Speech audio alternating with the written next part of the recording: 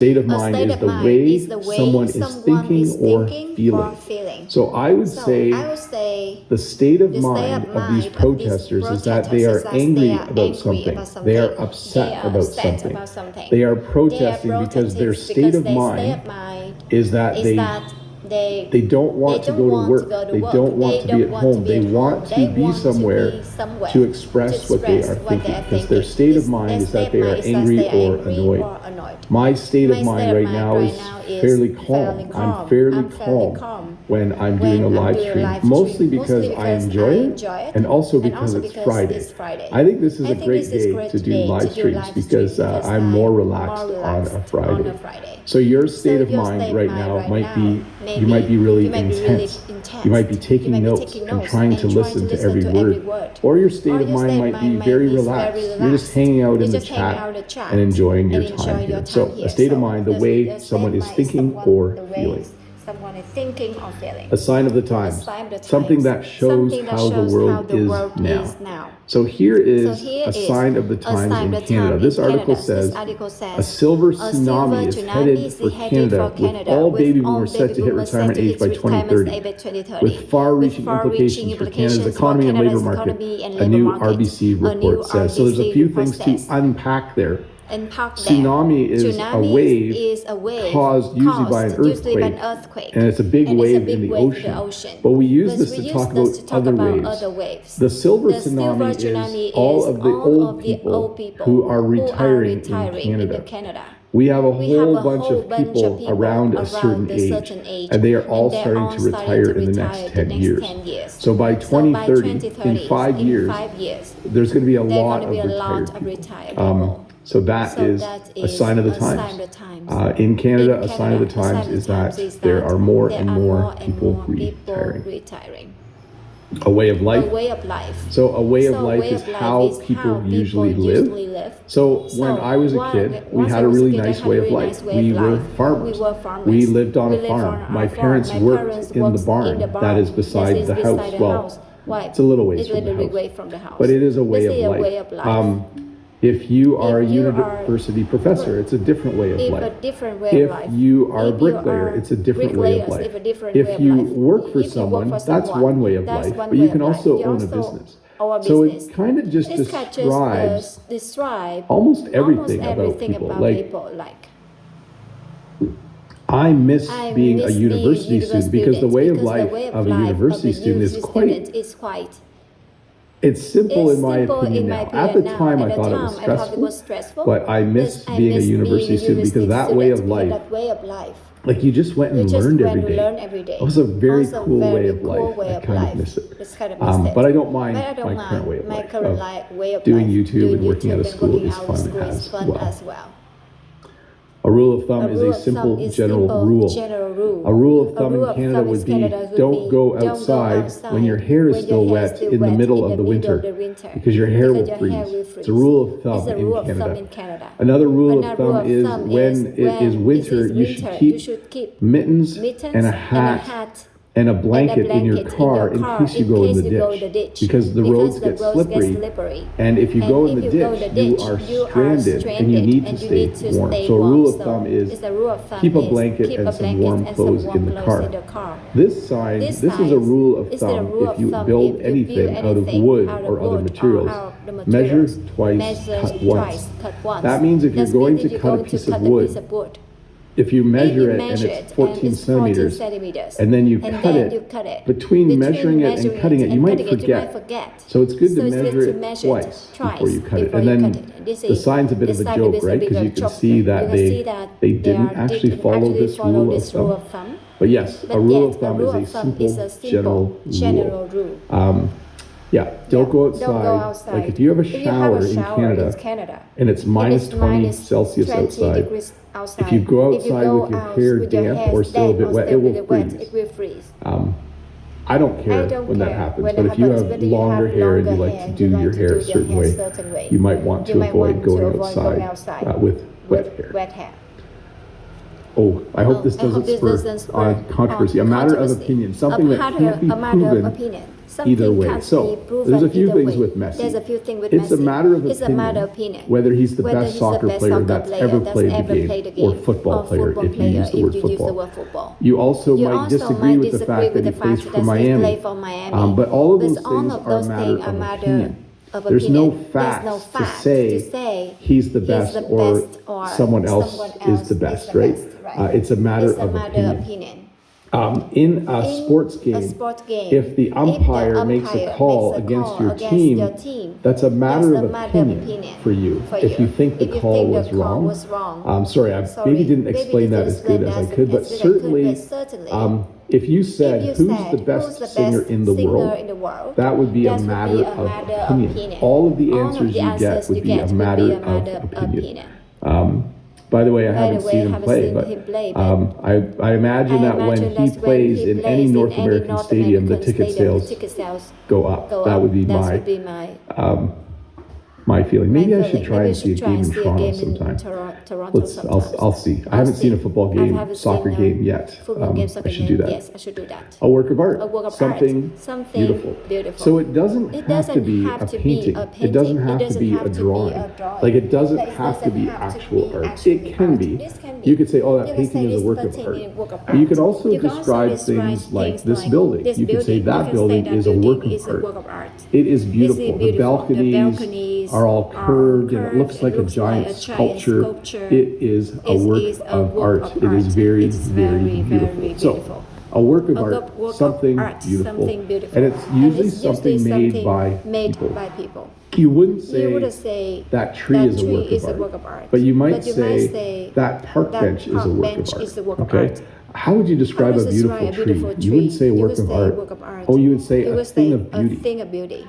Yeah, that's the phrase, that tree is a thing of beauty, that bench is a work of art. You can also call the bench a thing of beauty if it's really, really nicely made.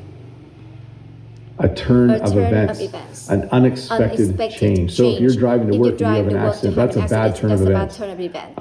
You can also have good turn of events, by the way, but it's an unexpected change. You could say, I went to work today and there was a good turn of events, I got a promotion, or I was driving to work today and then there was a bad turn of events, I rear-ended the person in front of me. By the way, when you rear-end someone with a car, it means you hit them from behind. From the side, you T-bone them, and then from the front, it's head-on collision. So you can rear-end someone, you can T-bone them, or you can have a head-on collision.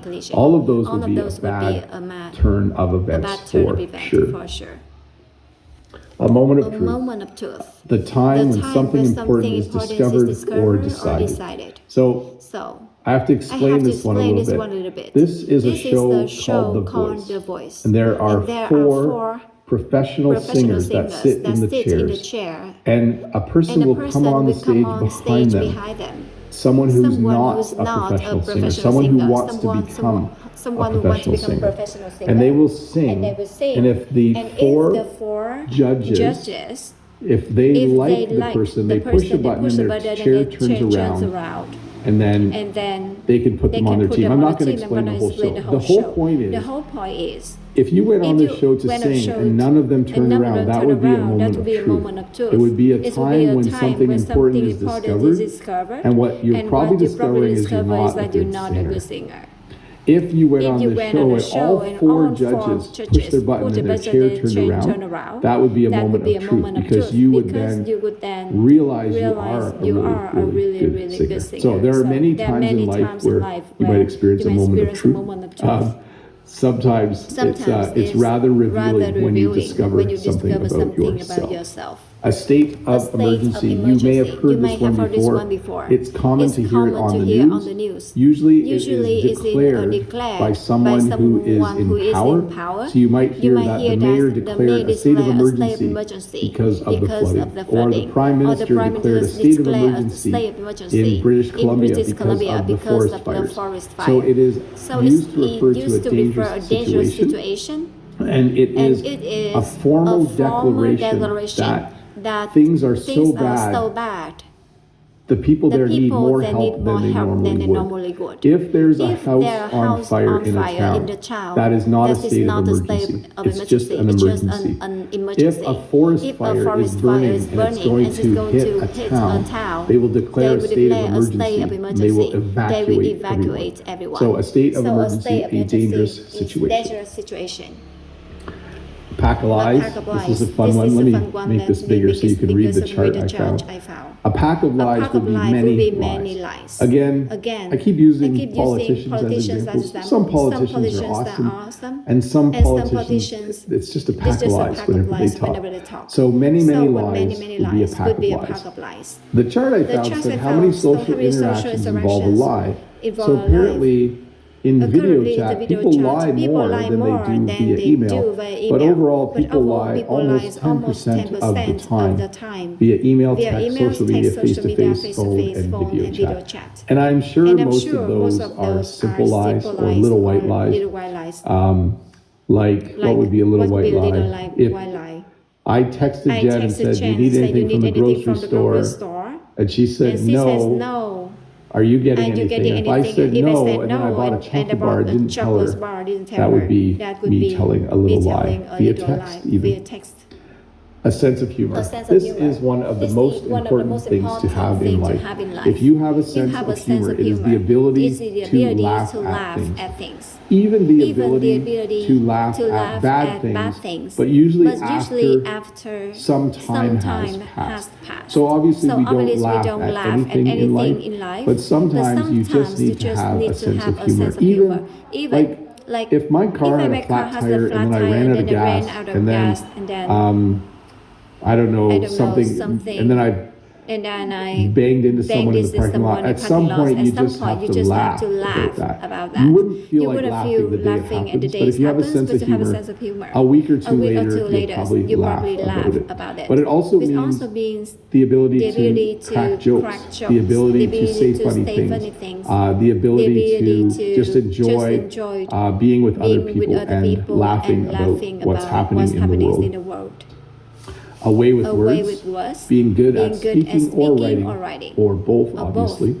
I did have to laugh when I reviewed these slides this morning. This guy, I thought, he has a way with words.